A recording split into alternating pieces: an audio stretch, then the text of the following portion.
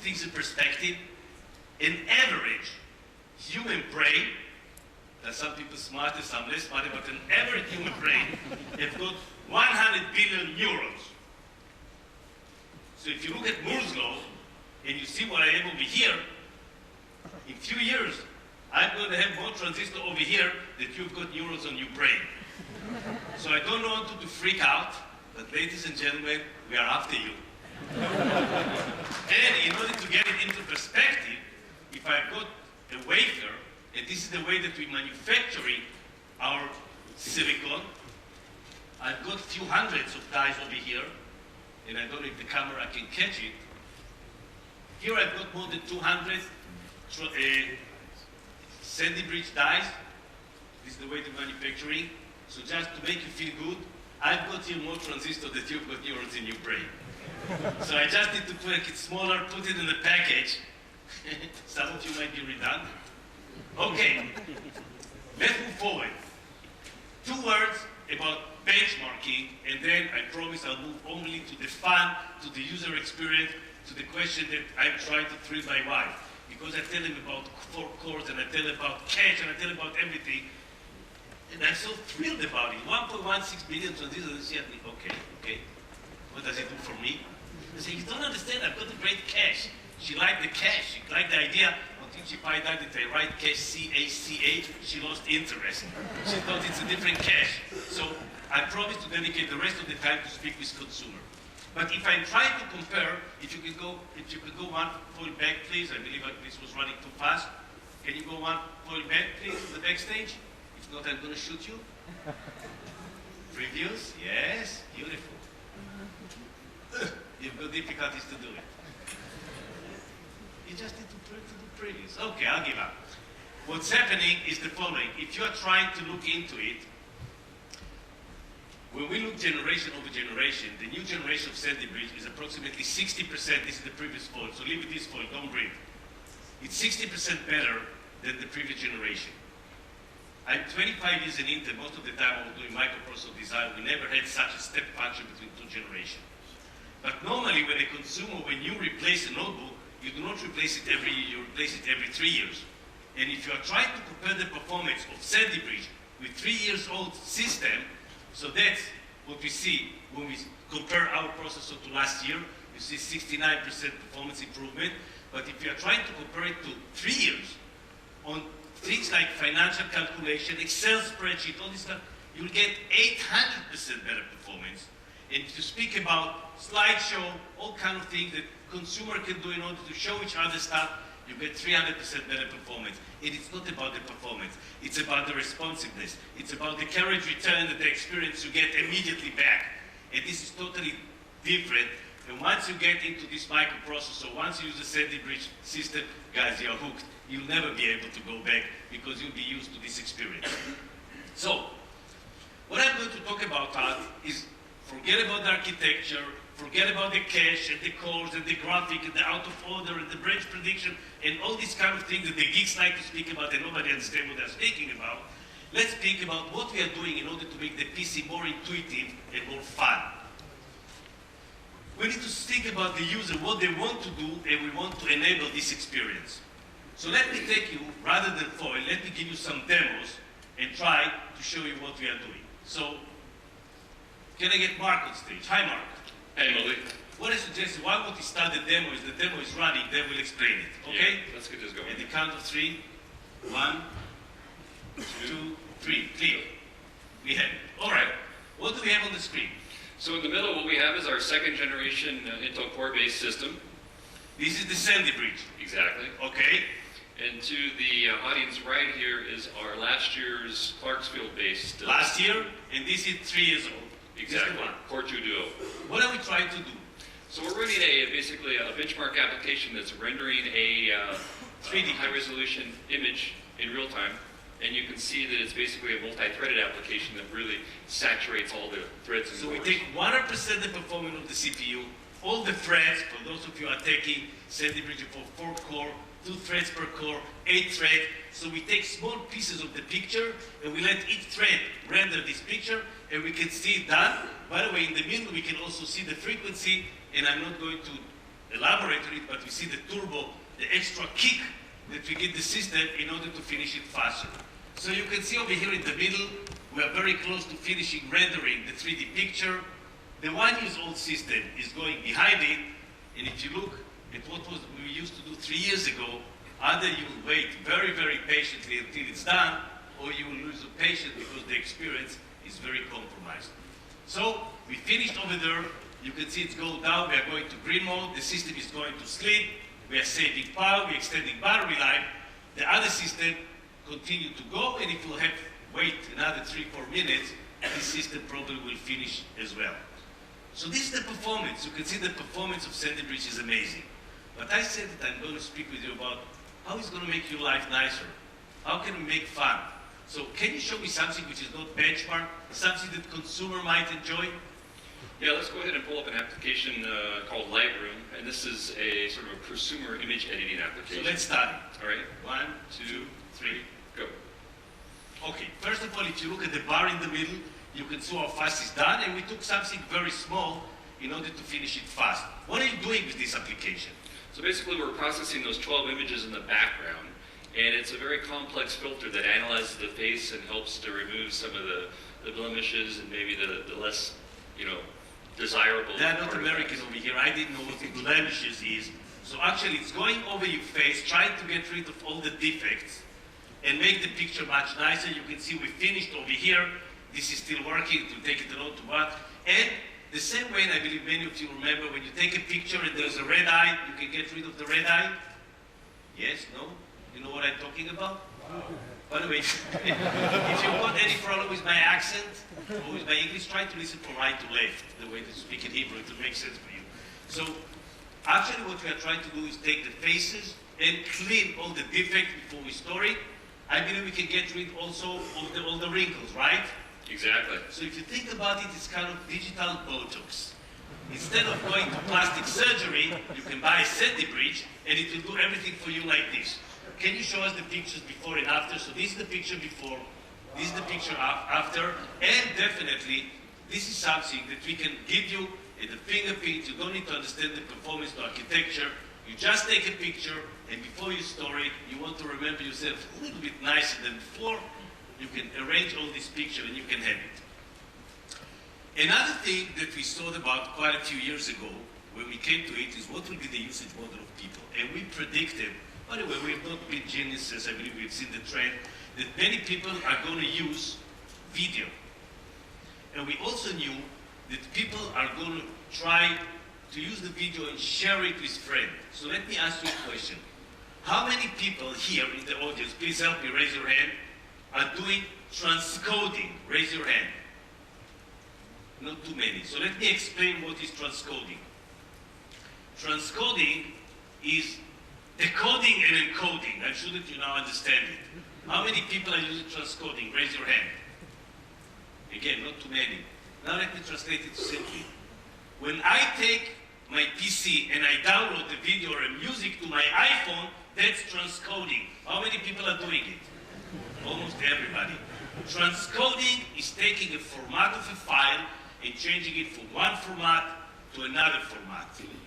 In this case, you take a JPEG and you translate it to H.264, but it doesn't matter. I'm connecting my iPhone, I want it to be immediately. I don't want to wait for 30 minutes to download the disc, or for half an hour to download the movie. I want it to be very fast. For that reason, we developed something special, which we call QuickSync technology, in order to be able to transcode it on the file. So I want you to do side by side, and let me show you how the transcoding looks like. What we've got here, the two systems that we try to transcode the file. Can we start it, guys? Good. So we are trying to transcode from both sides, and you can see here we are transcoding at the rate of 339 frames per second. Here we are trying to transcode it approximately 100 frames per second. It's the comparison between these two systems. As you'll see in a moment, this system is going to finish, it's already finished, while the other system is still working. Can you see it? Guys, can you see it? Great. If you see it, it means that you look over there. Now I want you to look at me, over there. The comparison was not between this and this. I was fooling you. The comparison was between this desktop and this notebook. And actually the comparison was done between more than $300 discrete graphic and the processor graphic or the integrated graphic, which is inside Sandy Bridge. And I'm very proud to say that based on my best knowledge, the transcoding that we do inside Sandy Bridge is faster than any discrete graphic that exists in the world today. Wow. That's a big one. So this is the transcoding, and again, you want to have a file, you want to post it on YouTube, you do transcoding. You want to take your iPad, you want to move something for the, this is the transcoding that we are going to do more and more. Okay, so I spoke about the performance, and I spoke to the face, Botox. I spoke a little bit about media. What about graphics? People speak about graphics at all. So let me tell you, in 2006, our CEO was on stage and said that by 2010, we are going to improve our graphic performance by 10x. 10x in 4 years.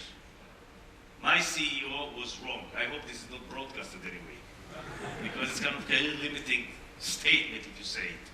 He said that we are going to be 10x better. Actually, we ended up more than 25x better performance than what we used to do before. 25x better performance. Now, if you take this processor graphic or the integrated graphic in the chip, and you give it 25x more performance, you get to a totally new territory.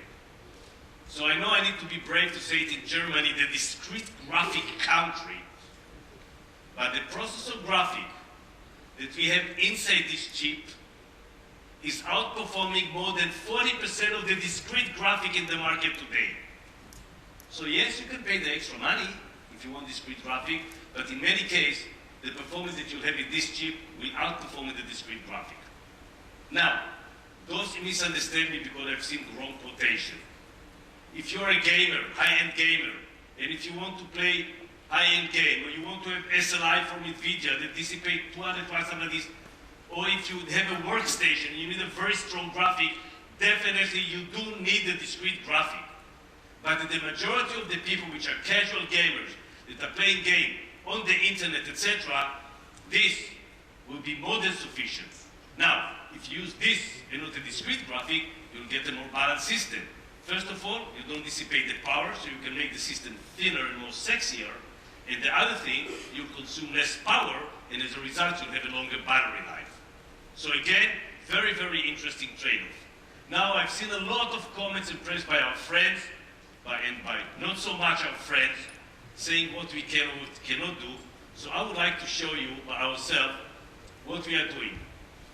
And again, the reason we've been able to do it is we moved everything to the 32 nanometer, to the same architecture, the microprocessor, and improved the resources. So what you see over here is comparison side by side of a game, and the question is, which one is the discrete graphic, which one is the integrated graphic?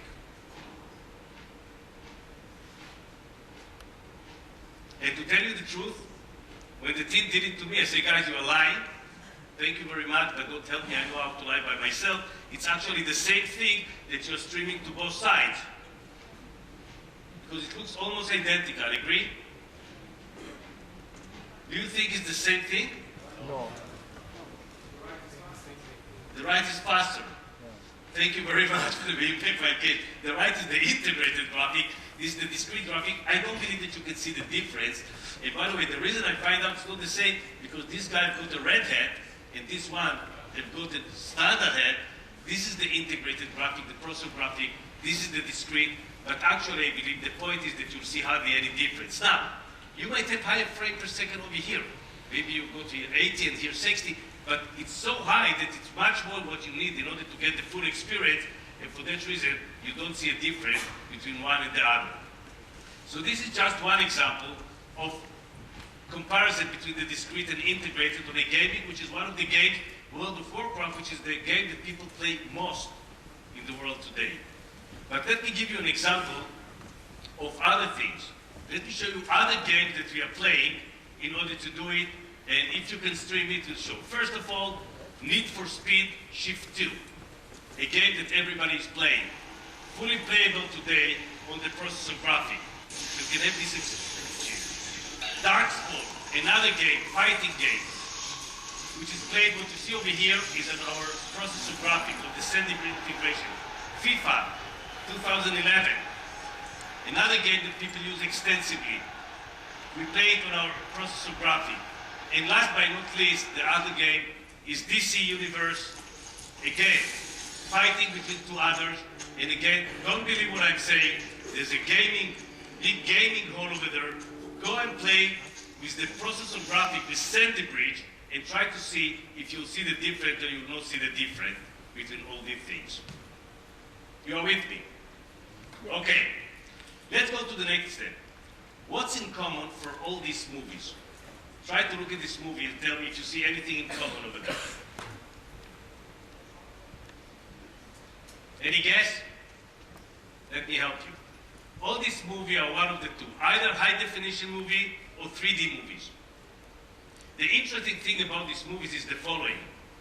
First of all, consumers like us would like to see it close to the release, but they don't, because you cannot get it. The studios want to stream it to the consumer as close to the release, but they cannot do as well, because they're afraid of piracy, and they're afraid that if they stream it over the internet, somebody will steal the content, their IP, and then they lose the whole money, because that's what they are doing.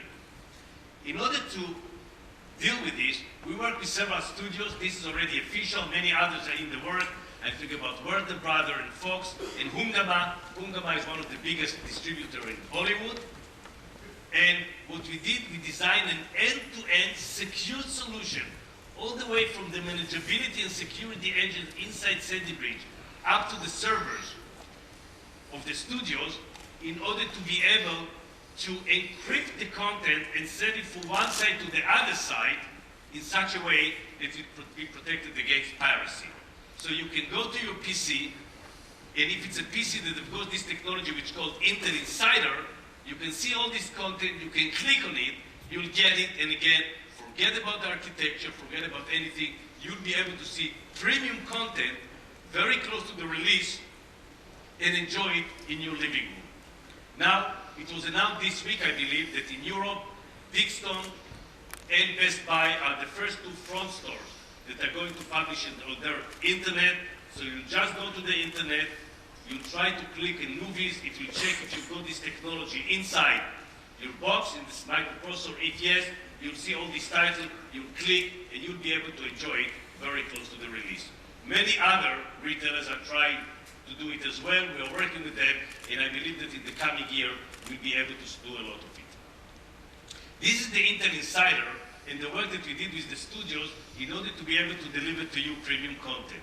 But another thing that we work, and for some reason it was not ramping fast enough in Europe, was the WiDi or the wireless display.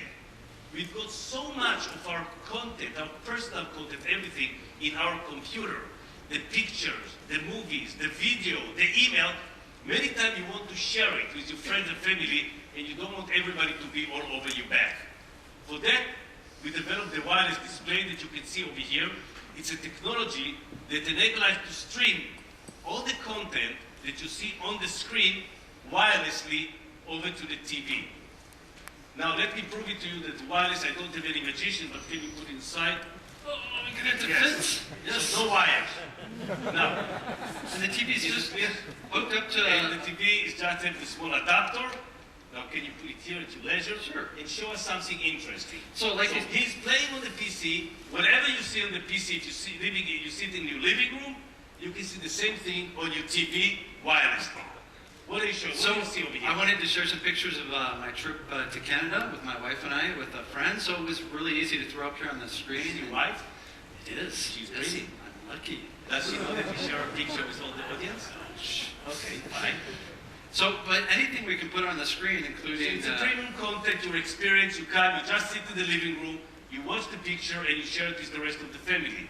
But you can do another thing. You can surf the internet, look at YouTube, look at some other... your favorite speaker, Wooly.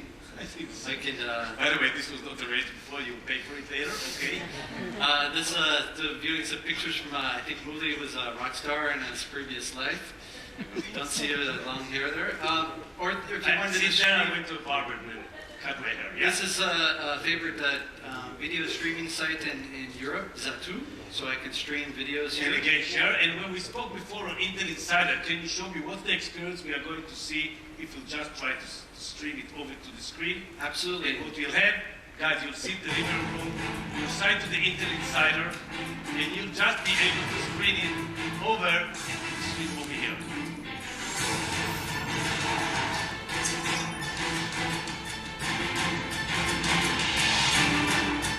And by the way, watch on the PC. Because what you see is what you see from the PC, and we're just streaming it over to the mainstream. So this is the wireless display. I know that you'll be able to see it with quite a few retailers in the near future because many OEM implemented the site. You are sitting, by the way, it's very simple to connect the PC to the TV. Trust me, it's really user-friendly. And I mean really user-friendly because those of you know, especially many times you call something user-friendly because you need a lot of friends to use it. This is not the case. This is really user-friendly, idiot-proof. You just open it on the TV, you say, do you want to connect? You say yes, and immediately you create the link between the PC. And again, guys, if you use it, it looks to you very intuitive, and you'd like to use it more and more and more. Before I end my presentation, I would like just to take you and give you a sneak peek into what I call the future.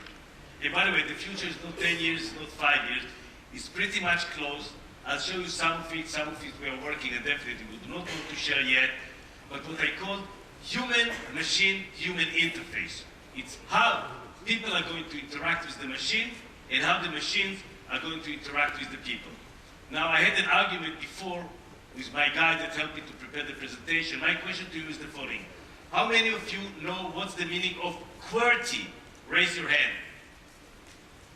Okay. How many people do not know what's QWERTY? Raise your hand. So those who know, please tell me those. Okay. QWERTY is this keyboard. The keyboard is layout with the letters Z, Q, W, E, R, T, Y. This is QWERTY, and then the reason we call it QWERTY. And those of you know, actually, the reason it was laid out like this is because we used this keyboard 120 years ago in order to work on a mechanical typewriter. Some of you who are in my age had the luxury to use. And what's happened if you type too fast? You jam it. You've got two bars jumping together, and then you need to use your little finger, and you take it back, and then you can continue to do it. The layout of the keyboard was designed in order to slow you down, so you'll not have this jam. And today, 120 years later, we are sitting with a computer and we are typing on a computer that the whole reason is to slow me down. It was funny if it was not stupid. And I'm not joking, guys. This is the only reason we have this query. Definitely we would like to change it. We would like to change the way that we interact with the machine. Let me just take you through some examples. This is one example that we do. How do we enhance the user experience and the fun? We all agree that we capture our lives in digital format. It's about picture, it's about video. The challenge is not to take the picture. I don't know how many of you are suffering from the same problem that I have. Slightly amnesia. When you've got the files and the picture, the folder, the biggest problem is... Yeah, I'm looking at you, don't look at the side. What is the biggest problem? If you've got pictures, sorry? To find it. You know, I know that I have it, but where the hell is it? I, by the way, put it so nice in my system, it's encryption.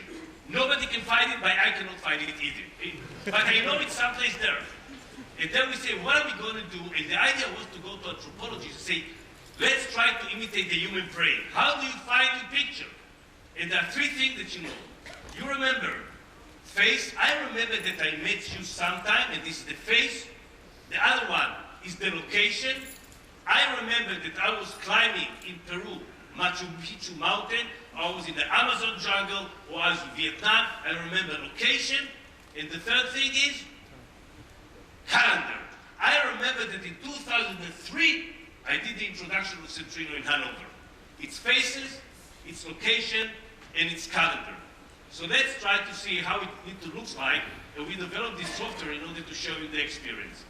What you see over here, I don't know if it's captured on the screen, and pardon that you see my other side, but I need to work. What you see over here is imitation of my brain. Locations, faces, calendar. I can click on the faces and it shows me every time that I made these faces. But let's look here. I remember that sometime I had a great experience and I was trekking actually in Burma. And I'm going to Burma and I click over here. Don't run away. It's the demo code that is trying to fool me, but I'll win. And we go over here. Those of you who have been in Burma, this is Bagan. I look at all the picture. I don't need the map. And hallelujah, I was in Burma. I can find the picture in Burma. And now if I want to look at a specific picture, I open it, I close it. But immediately I was able to associate and retrieve it because it was in a location. It's Burma, it's India, it's Israel, it's Germany. Very simple. Let's take another example. I look over here and I say, you know what? This is the way my memory works. I remember that I was in Peru. I remember it was 2007. And I remember that one day after I climbed the Camino del Inca, which is the way to get to Machu Picchu, I was in a great carnival and there was a beautiful lady that was dancing in a yellow shirt. This is the way that our brain is working. It is mine. So I go to 2007 and I say, let me see what's happening. And I remember it was October 2007 when I was in Peru. And I open it and I see, yes, that June 27 I was in Machu Picchu. And I remember that one day after this, I saw the carnival. Now see what I'm showing you. I'm looking at the video stream. And by the way, guys, I'm streaming 16 videos at the same time. There's no microprocessor in the world that can even do it. It's a great performance. I can speak about it for hours, but you're a consumer. You don't care about the performance. You care about the experience. But if you look on the right side, you see that you use 84% of the 4-core of Sandy Bridge. Guys, this is almost a server. And I see all the things. I'm going inside, and this is the thing that I was looking for. This is the yellow lady or the yellow man that were dancing over there, and I was able to get the picture of the carnival. And this is the way that my brain is working.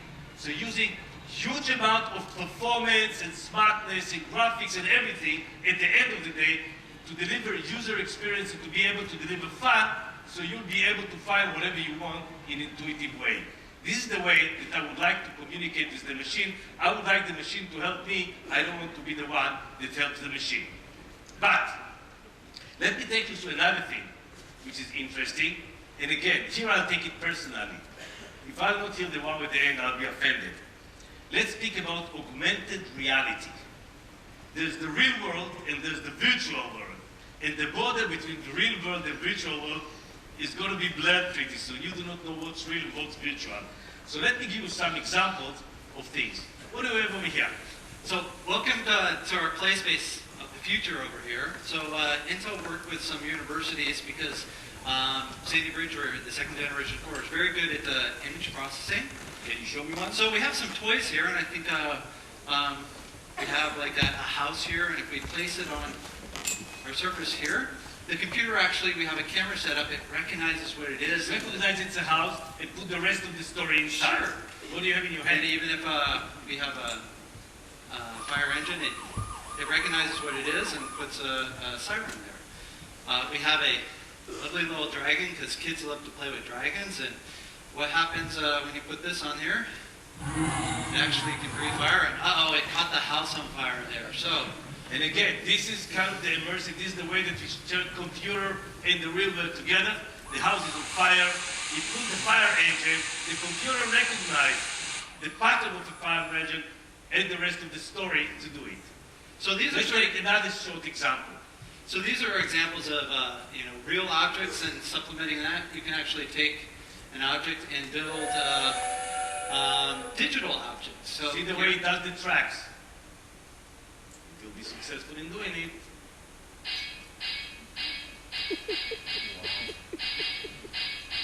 The computer recognizes fingers and helps you to press it. And there's a place, and we see also the station.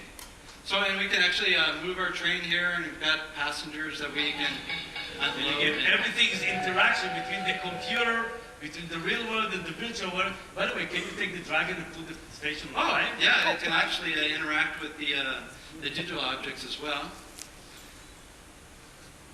Yeah, you can go to change so we can play with it for hours if you want. You can go to play with it. You know, this looks like a toy game, but at the end of the day, what we are trying to show you is how you can have this interacting between the computer that can have the pattern recognition. By the way, need a lot of compute power, and how we can make this immersive game. Okay, you saved the universe. Thank you very much.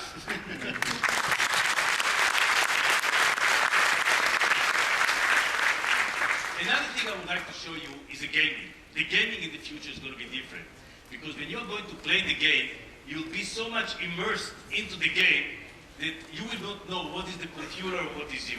I would like to show you a demo with a controller that has been designed by 6 Sense and Razer, and I would like to take you through a game and show with you that was given to us by Valve Portal 2. Actually, the game is going to be released only in April. I don't see Gabe over here, the CEO and co-founder of Valve. Is Gabe over here? He's shy. Is Gabe over here? Yeah. He's where? He's where is he hiding? Okay. And he let us show the game that we are going to use in April. He's behind you. Okay, fine. Thank you, Gabe. So, again, this is a sneak peek into a game that is not released yet, so really we appreciate it. And I would like to show you the interaction. So first of all, let me show you the controllers. I've got Jeff from 6 Sense helping me. Can you hold the controller, Jeff? Sure. Don't think it. This is the two controllers, and as you see in a moment, the controller are extension of his body into the game. So can you pick something and show everybody? Sure, let's do it. Pick something up. Don't kill everybody, yeah. Now don't breathe. Move the controller to the right. To the other right. Left, right. In. Out. In. Now turn it 360 degrees.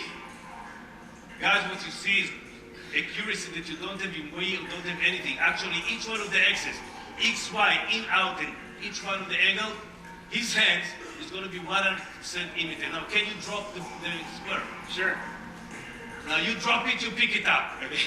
That's it. Now go and kill them all. Sure. And what you see is a sneak peek. By the way, this is anti-gravity gun that he's picking up, and you can see him playing with the game, which is going to be released by Valve in April time frame, and you'll be able to get this kind of experience. And when you're playing, and actually you can see that the computer is extension of your body, and this is the way that you interact and doing all these kind of things in order to get this experience. Okay, I'm sure that you can go on playing with this, but I need to continue with my presentation. Thanks, Jeff. Thanks.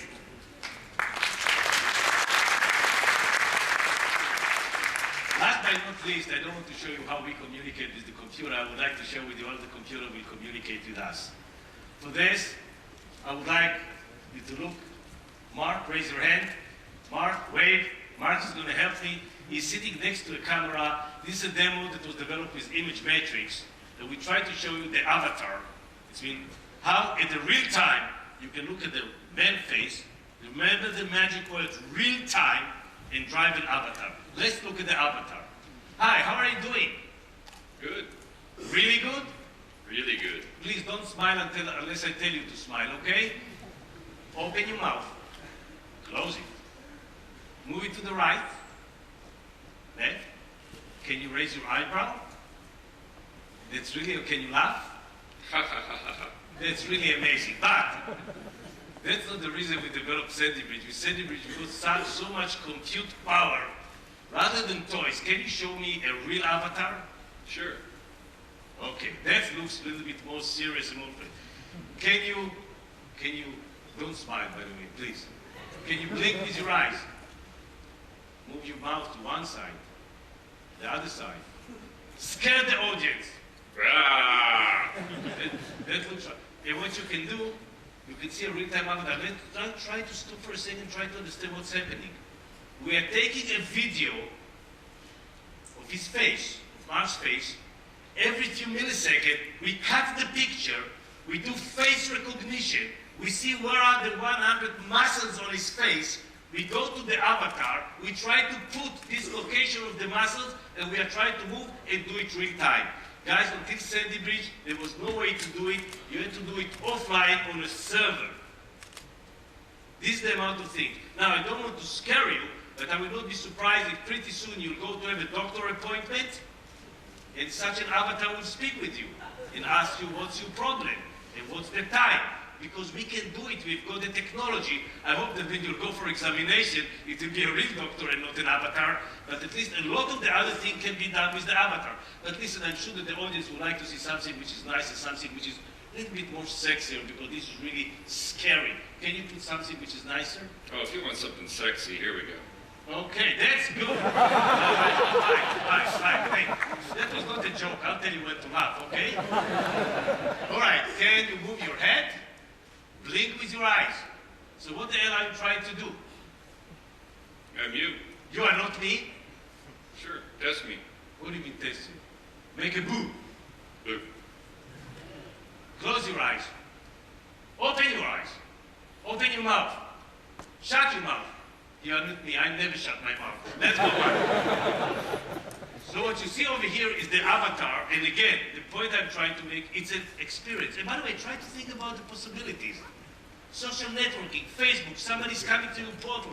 You greet him with your face, with the avatar. People are speaking with each other. You send messages. Why should it be a text message? Would it be more normal if you send such a message? Even if the line is not very well, if I send an avatar, I can send synthetic picture. It will be great experience to the other side. Speak about the kids. You can give them 10 avatars. You can try to whet their imagination, what they can do with this, what are the plays that they can do with this. These are the things that we can do, and this is the way that we expect that we'll communicate with our computer, and our computer will wait for us. So, to summarize, the business industry is strong and is still growing in spite of all the things that you read around. There's an emerging market and mature market. Mature market is the replacement cycle. We start getting this into the hands of everybody. Emerging market, finally people will be able to afford to have it. The communication is transforming from text to pictures and video. From a pure performance and MIPS, million instructions per second, we are trying to change it to make the PC more fun and make it more intuitive for people to use.